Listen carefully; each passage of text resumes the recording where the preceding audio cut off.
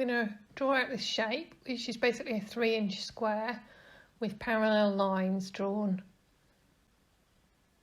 3/4 of an inch in from each corner of your 3-inch square. So each line is 3 inches, 3/4 of an inch in.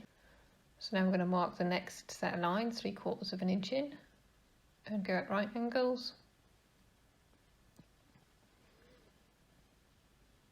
These make some points for our triangles. Once we've got our square lines drawn, which you can see so easy with the quilter's rule, we're going to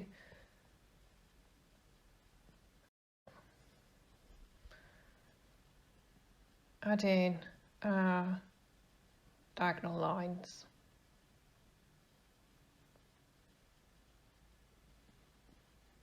These are going to act as our stitching guide. This is for the back. This is just scrap paper that's come with packaging for Christmas. Now add some scraps of fabric. I've gone for tonal pale colours here in a yellowy green colour. Just a variety of different patterns, but all of a similar tonal shade. Once you're happy with the design, you're going to use some heat and bond to lay it underneath. Alternatively, if you don't have this, you could use a standard glue stick, but I love heat and bond. Once you've got that on, just iron it, set it all into place, and then you'll be ready for stitching.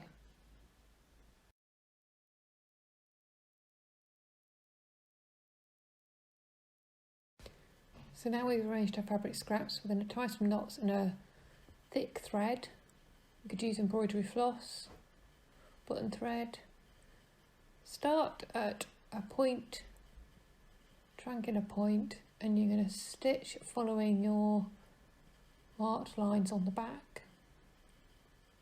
Doing a basic running stitch in a contrasting thread.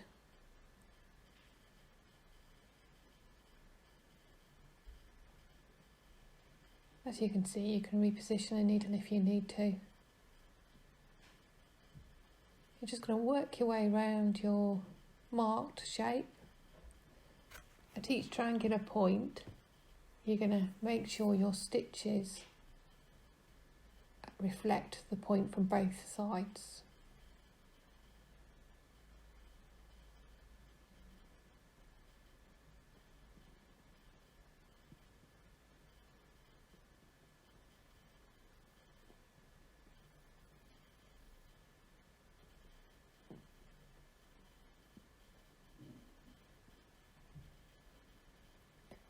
I'll show that in a minute.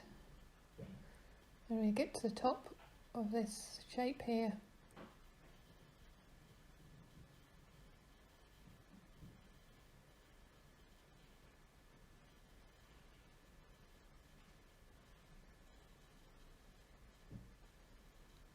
here we go.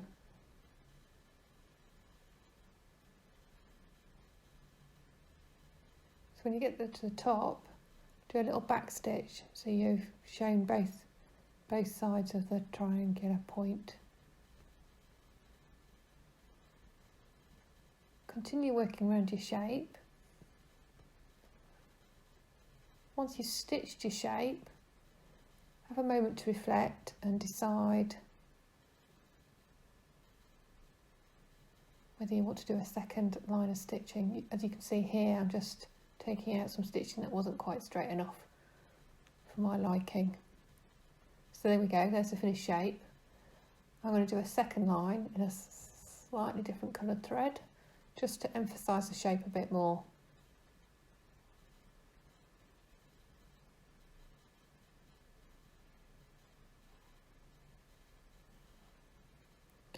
Sorry about the quality of the video, I took this on my phone in order to get a closer up shot, but it's not quite in focus. You can see here how a second line of stitching really does emphasise the shape that much more, and again I'm making sure I've got both sides of the triangle shape emphasised. So here you can go. To finish the card, I'm going to put some glue stick on the back of the paper. position the combined collage centrally. I've chosen a card that complements the stitching, so the red and the red together. Obviously you can have fun, you can play with lots of different colours, you could cut out, make a bauble shape and then mount it from behind if you'd prefer. I like the Raggedy Duck. I appreciate some people might prefer a more baubled shape potentially. And I'll just show you one with a blue fabric. There you go. Enjoy making your Christmas cards.